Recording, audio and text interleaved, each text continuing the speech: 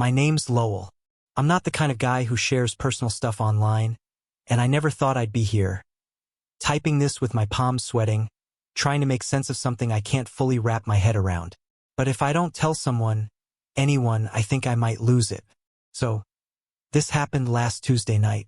My wife Trina and I were sitting in the living room watching a quiet little indie film about a couple who reconnect after drifting apart. I wasn't even really into it. Not because it was boring, but because I've been mentally checked out for weeks, maybe months. We've been married 12 years. No kids. Just routines. A lot of silence. Familiar silences, the kind you stop noticing. The credits were rolling when Trina turned to me with this oddly calm look. Her face was lit up by the glow of the TV, and I remember how her eyes seemed unusually focused. I thought she was going to ask if I wanted ice cream or something light like that, but instead she said, "This Friday, I plan to break my routine." Caught me so off guard I laughed awkwardly. "What, like yoga? A painting class?" She didn't answer. She just smiled, but not the warm, goofy smile I used to know. It was the kind of smile you give when you've already made a decision and you're just waiting for the other person to catch up. "Lowell," she said softly, "don't overthink it. You'll be fine. I promise." That's the thing about Trina. She always talks like she's the narrator of a dream.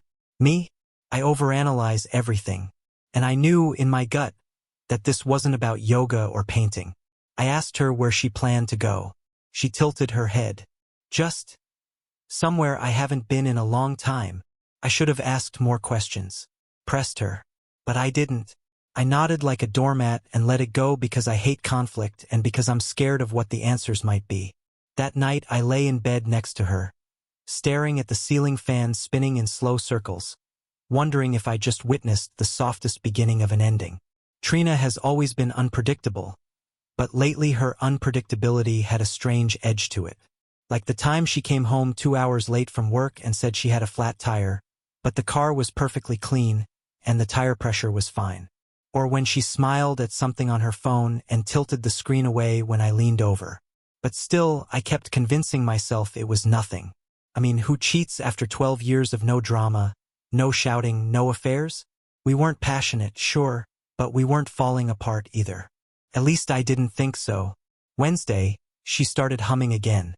Trina never hums. Not unless she's distracted by something exciting. Thursday, she shaved both legs and arms in the morning, and she never does that on weekdays. She said it was just self-care. And now it's Friday. She left 20 minutes ago in an olive green coat she hasn't worn in years. Lipstick. Perfume I didn't recognize. She didn't kiss me goodbye. Just looked over her shoulder and said, "Don't wait up." I sat there with my coffee going cold, watching her taillights disappear down the street. And I don't know what hurts more, the not knowing or the knowing that I've been too afraid to ask the right questions. But tonight, I plan to do something I haven't done in a long time either. I plan to find out the truth. I sat by the window for what felt like hours after she left, trying to convince myself I was overreacting. But it's hard to sit still when your imagination won't. Every car that drove by made my pulse jump. I kept checking the clock. 7:11, 7:16, 7:34. It was absurd. I wasn't her warden. I wasn't even sure I was still her husband in the full sense anymore. Around 8 o'clock, I got up and went into the kitchen, opened the fridge, stared at leftovers I didn't want, and finally settled for a bowl of cereal. I couldn't taste it. My mind was running circles around me.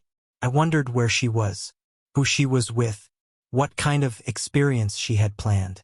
I wondered how long she'd been planning it. That word from Tuesday night wouldn't leave me alone. Break my routine. I started scrolling back through my memory like a detective thumbing through case notes. Had I missed something? Was there a pattern? A signal? Trina had always been independent. That's what drew me to her in the beginning. She had this untouchable aura, like she didn't need anyone but chose to let me in. But now I was starting to realize I might have mistaken mystery for intimacy. She let me orbit her, sure, but I was never invited to her core. I sat back down with my cereal, and that's when I noticed her laptop bag under the coffee table. She never leaves it behind. Ever. My hands were already moving before I could talk myself out of it. I pulled the bag out, opened it slowly, and found her laptop right on top. Still warm, recently used. I hesitated. This wasn't like me. I don't snoop. I don't cross those lines. But something had snapped. The screen lit up. No password. Just her email inbox wide open. And that's where everything shifted. Right at the top was a thread with someone named Marlon. Subject line, same hotel. The message read, same room as last time. I called ahead, they'll have the wine chilled. God, I've missed your laugh. My vision blurred. I could barely focus on the reply beneath it, but it was there. From Trina. You're a bad influence. I'll be there by 8:30. Don't fall asleep this time, Romeo. That was 2 hours ago. I closed the laptop slowly as if slamming it shut would make it worse. My ears were ringing. My fingers were cold. I had imagined things, yes, but this was no longer imagination. It was confirmation. I wasn't mad. Not yet. Just hollow. Like someone had reached inside my chest and scooped out everything that had been keeping me upright. The worst part wasn't the betrayal itself, it was how easy she made it look. No guilt. No struggle. No hesitation. And here I was, sitting in a silent house, in the same pajamas I'd worn the night we watched that stupid movie together, still waiting for her to come home like nothing had happened. I went to the bedroom and sat at the edge of the bed, staring at the picture of us on the nightstand. A beach selfie. We both looked so alive. So connected. But now looking at it, I couldn't help but see the way her eyes had never really pointed at the camera. They were always drifting just past it, as if she were already looking for something else. I should have cried. Or shouted. Or smashed something. But all I did was sit there, listening to the whir of the ceiling fan, wondering how long it had been since she stopped seeing me. The clock hit 9:04 p.m. And suddenly, I didn't want to wait anymore. At 9:12 p.m., I grabbed my keys. I didn't have a plan. I wasn't thinking clearly, or maybe I was thinking too clearly. The problem is, I'd spent the last 12 years avoiding conflict. Trina always said I was too passive, too soft-spoken, too willing to let things slide. But tonight, something inside me broke in a way I didn't know it could. I wasn't looking to cause a scene or demand answers. I just needed to see it, to know for sure that the woman I kissed goodbye for a decade straight had really turned into a stranger. The hotel in the email, the Vintral, was only 10 minutes away. We'd stayed there once, ironically enough, on our 5th anniversary. It had this old-world charm with modern edges, the kind of place people book for affairs because it feels like secrecy belongs there.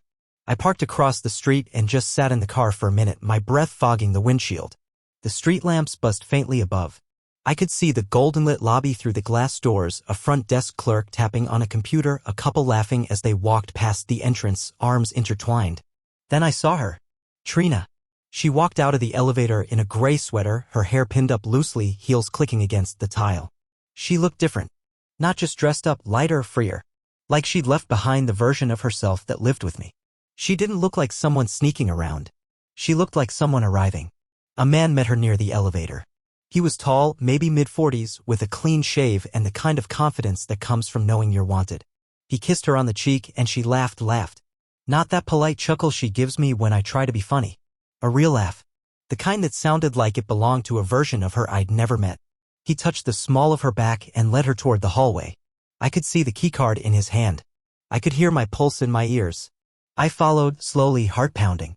The front desk clerk barely glanced at me as I passed, probably assuming I was a guest myself. The hallway smelled like floral detergent and fresh carpet glue.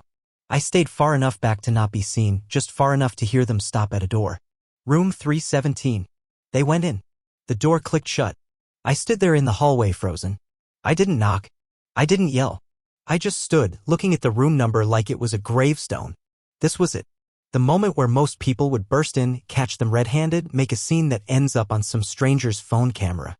But I couldn't move. I didn't want to see it happen. I didn't want that image burned into my brain forever.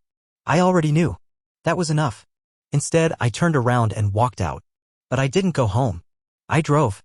Nowhere in particular, just out of the city, past the glowing fast food signs, past the places we used to go together, past the street where she once told me I'll never be like those women who cheat. I couldn't live with the guilt. I drove until the city lights faded and my mind had nowhere left to wander. Somewhere around midnight, I stopped at a gas station, sat on the curb next to the pump, and opened my phone.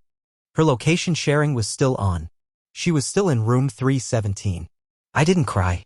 I didn't scream. I just sat there, staring at the screen, trying to understand how something so steady could shatter in one night. I don't know how long I sat there at that gas station. The world moved around me, cars coming and going, someone's music thudding faintly through a rolled-down window, the cashier mopping the floor inside under the sickly flicker of fluorescent lights. But none of it touched me. I felt like I was watching life through a thick sheet of glass. Some part of me kept waiting for a text from Trina. Some flimsy excuse, some half-truth to cling to. Working late, maybe? Or out with friends. Something so outrageously normal that I could pretend the last few hours had been a bad dream. But my phone stayed silent, the screen as black and cold as the space growing between us. Around 1 a.m. I finally forced myself up. My legs ached from sitting too long. My mind was a blur. I got back in the car, started driving aimlessly again, thinking maybe I could outrun the feeling if I kept moving fast enough. But the truth clung to me like wet clothes. I thought about all the things I had ignored over the years. The sudden changes in schedule. The work trips that didn't quite add up. The nights she came home smelling faintly of cologne that wasn't mine. I had seen it all, but I chose to believe the easier version, that Trina loved me enough to stay, that we were just in a rut like every other long-married couple. Looking back now, I realize I never wanted the truth. I just wanted the illusion to hold a little longer. Maybe that's on me. At some point, I ended up outside a diner, one of those old ones that still have the red neon signs buzzing over cracked windows. I went inside, ordered a coffee I didn't really want, and sat by the window watching the night swallow what little light the city had left. There was an older couple a few booths away, sitting across from each other, both reading separate newspapers in silence. They weren't touching. They weren't talking. But there was something in the way they shared the space between them, something comfortable. Something real. I realized then that I'd mistaken peace for distance with Trina. I thought our silences meant we were solid. In truth, they were hollow. I left the diner around 3 a.m. and drove home. The house looked the same. Still. Dark. Empty. I parked in the driveway and just sat there, staring at the front door, wondering if I'd ever truly belonged behind it. I half expected to see her car parked there already, some cruel twist where she'd beaten me home and was curled up in bed pretending none of it happened. But the driveway was empty except for my old sedan, the porch light buzzing overhead like it had been waiting for someone who never came. Inside, the house smelled faintly of her lavender candle, the one she always lit when she wanted the place to feel cozy. The one she hadn't bothered lighting in months. I walked through the living room, touching the back of the couch absent-mindedly, passing through the kitchen where 2 mugs still sat in the sink from that morning's rushed breakfast. Everything looked exactly the same, but none of it felt like mine anymore. In our bedroom, I sat at the edge of the bed, staring at the empty space where she should have been. The clock on the nightstand blinked 3:47 a.m. I checked my phone again. Still no text. No missed calls. No apology. Nothing. She hadn't even thought to cover her tracks. Maybe she thought I wouldn't notice. Maybe she didn't care if I did. Maybe she knew I wouldn't do anything about it. I lay down on top of the covers, still fully dressed, and stared at the ceiling until the faint light of dawn started bleeding into the room. I wasn't even angry anymore. Just tired. Exhausted in a way that no amount of sleep could fix. And somewhere between one heartbeat and the next, I realized that even though she hadn't packed her bags, even though she hadn't said the words yet, Trina had already left me. She just hadn't bothered to tell me. Morning came in slow, reluctant shades of gray. I didn't sleep, not really. I must have drifted in and out because I remember hearing birds outside, the garbage truck clanking down the street, someone's dog barking endlessly 3 houses down.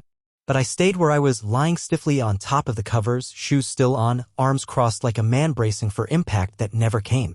It was nearly 7 a.m. when I heard the car pull into the driveway. I didn't move. I just listened. The familiar thunk of the door slamming shut, the quick clack of heels across the concrete, the soft jingle of keys fumbling at the front door. She was trying to be quiet.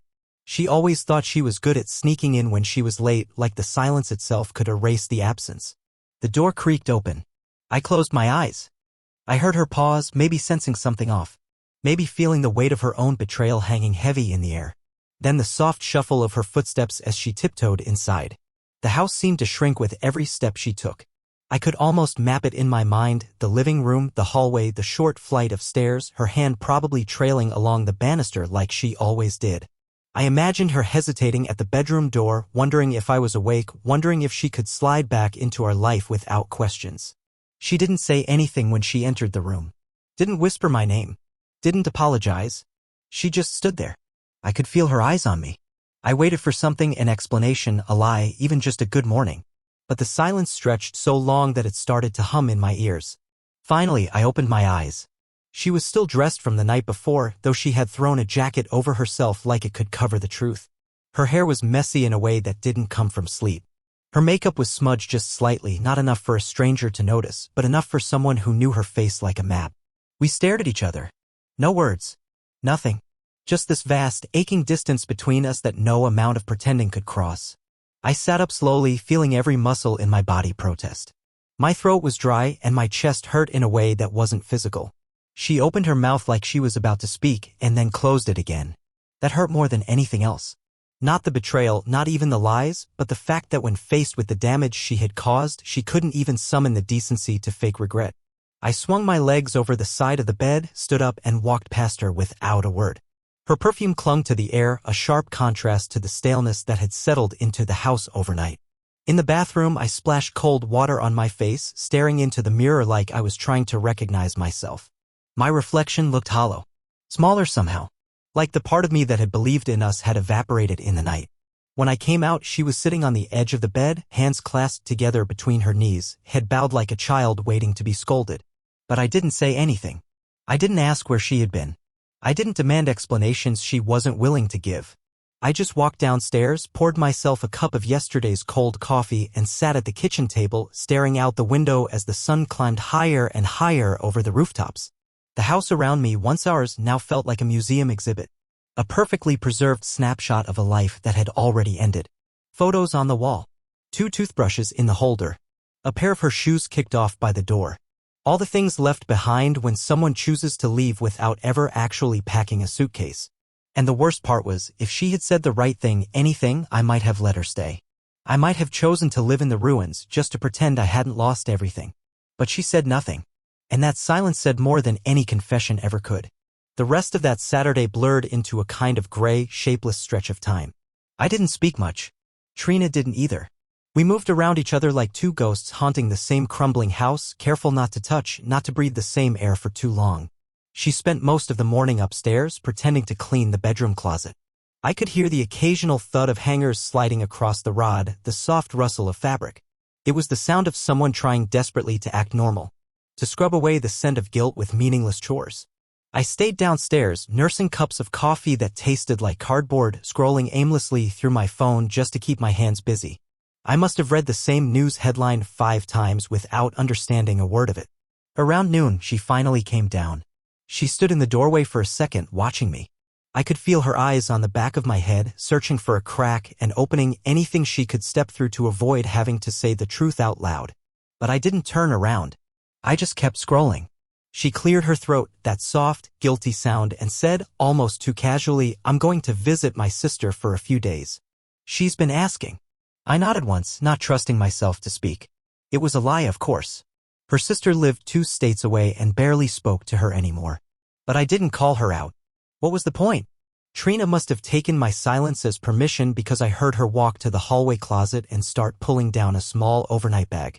The same one she used to take when we used to escape to the coast for the weekend. Back when escaping meant something good.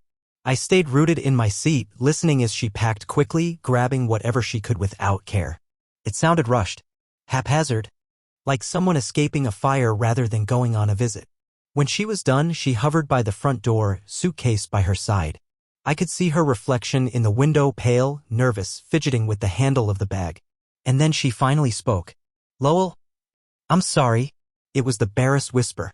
So quiet I almost could have pretended not to hear it. Almost. I turned slowly to face her. Her eyes were glossy but dry. There were no tears. Just the heavy, suffocating weight of everything she didn't say hanging between us. "For what exactly?" I asked, voice raw even to my own ears. She flinched just slightly. Opened her mouth. Closed it again. "For all of it," she managed after a long, brittle pause. "For letting it get this far. It wasn't the apology I needed. It wasn't even an apology for the right thing. But it was all she was willing to give. And deep down, I think we both knew it." I nodded again, small, mechanical, and turned back to stare out the window. Without another word, she grabbed her bag, pulled open the door, and stepped outside. I listened as she dragged the suitcase down the porch steps, the small wheels clattering against the concrete, the car door slamming, the engine rumbling to life. And just like that, she was gone. No dramatic farewell. No final promises. No answers. Only the faint scent of her perfume lingering in the air and the echo of a life that had quietly, efficiently unraveled itself. I sat there long after the sound of her car disappeared. I didn't cry. I didn't scream. I didn't punch walls or smash dishes like they do in movies. I just sat in the stillness she left behind, trying to remember when exactly our marriage had ended, because it wasn't today. It wasn't last night. It wasn't even last week. It had ended slowly, like a house sinking into the ground over years, so gradually that you don't notice the cracks in the walls until one morning you wake up and realize there's nothing left standing at all. And somehow that was the worst part. It hadn't been stolen from me in one violent moment. I had let it slip away piece by piece, too afraid to fight for something that was already quietly dying. The silence after she left was not the kind that feels peaceful. It was the heavy, suffocating kind, the kind that fills a house and pushes against your chest until breathing feels like a chore. I sat at that kitchen table until the shadows shifted across the walls, until the sun moved from one window to the next, until the world outside kept spinning like nothing had changed, even though mine had stopped. Hours later, I forced myself to move. Not because I knew what to do, but because staying still felt worse. I wandered the house like a stranger walking through a museum of someone else's life. Everywhere I looked, there were pieces of her and pieces of me tangled with her. A hairbrush still sitting on the bathroom counter. Her favorite coffee mug in the sink. A half-burnt candle on the nightstand that we had lit one lazy Sunday when the power went out. They were all still there. But they didn't feel like memories anymore. They felt like abandoned things. I opened the closet in our bedroom, half expecting it to look empty, but it didn't.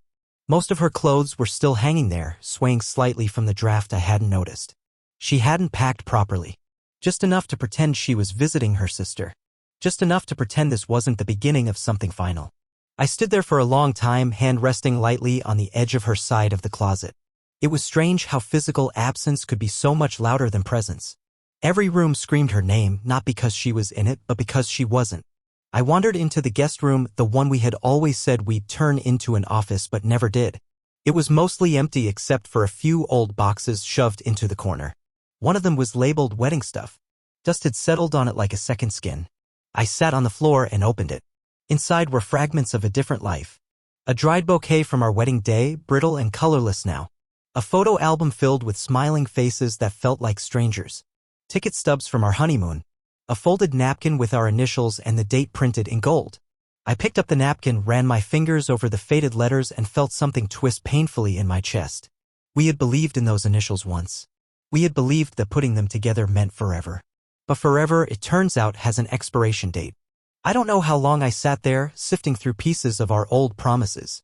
At some point, the sun dipped below the horizon, casting the room into a cold, gray darkness. I didn't bother turning on a light. Instead, I pulled out my phone and opened our last text thread. Nothing new. The last message she had sent me was 2 days ago. Don't forget to pick up eggs. So ordinary. So heartbreakingly normal. It almost made me laugh, the absurdity of how something so fragile can fall apart between one grocery list and the next. I scrolled back further, looking for something real. I love you. I miss you. Something that proved we had been more than two people living side by side out of habit. But it was all practicalities. Errands. Schedules. Brief updates. When had we stopped speaking in emotions and started speaking only in logistics? I didn't know. Maybe it had been years. Maybe we had been over long before Marlin and hotel rooms and whispered plans to break routines. Maybe the betrayal I felt wasn't just about last night. Maybe it was about every moment I sat across from her at dinner, pretending not to notice the wall growing higher between us, too afraid to ask what was missing. Because if I had asked, if I had forced her to say it out loud, maybe I would have had to admit it too. That we had become something hollow long before anyone else stepped into the gap. And somehow that realization cut deeper than anything else. Because it meant that I hadn't just lost her. I had lost myself too. The house stayed silent for a long time after that night. I thought it might break me, that the stillness would swallow me whole. But strangely, it didn't. It gave me something else instead, a kind of brutal clarity. Without the distractions, without the lies, without the pretending, I was left alone with the truth. And sometimes the truth, even when it hurts, is the only solid thing you have left to build on. The first few mornings were the hardest. I'd wake up expecting to hear her in the kitchen or feel the bed shift when she moved. I'd reach for her in my sleep without thinking, only to find cold sheets. But over time, the reaching stopped. The memories didn't vanish, but they softened around the edges like old photographs losing their sharpness. I started doing little things for myself, not because I was trying to move on, but because surviving required action. I cleaned out the guest room and finally made it into the office we had talked about. I threw away the dry bouquet. I packed up the wedding box, but I didn't throw it out, not out of sadness, but respect for the parts of us that had once been good. One Saturday morning, about a month after Trina left, I woke up to sunlight pouring through the windows. Real, warm sunlight, not the half-hearted, wintry glow we'd had for weeks. I made a real breakfast for the first time in months, eggs, toast, bacon, and ate it slowly, savoring every bite like it was an act of rebellion against everything that had made me feel small. Later that day, I drove to a trail just outside the city. A simple, quiet path through the woods that smelled of fresh pine and earth. I walked for hours, letting the air fill my lungs, letting my legs carry me somewhere new. And for the first time in a long time, I didn't feel like I was running from something. I was just moving forward. I remember standing at the top of a hill, looking down over a stretch of river gleaming in the afternoon sun, and realizing something I hadn't allowed myself to believe before. I wasn't broken. Wounded, yes. Disappointed, absolutely. But broken? No. Somehow, in losing what I thought was everything, I had been given something rare, the chance to start over without lies, without half-truths, without the slow corrosion of pretending. And maybe, just maybe, that was a kind of freedom. When I got home that evening, the house still smelled a little empty. But it didn't feel as heavy anymore. It wasn't a tomb. It was just a space waiting to be filled with something new. Maybe someday with someone new too. But for now, it was enough that it was filled with me, the real me. Not the man who had stayed silent for too long. Not the man who had been too scared to ask the hard questions. But the man who, finally, was willing to face the truth head-on, no matter how much it hurt. And standing there in the doorway, keys still in hand, sunlight warming my face, I realized. This wasn't the end of my story. It was just the beginning.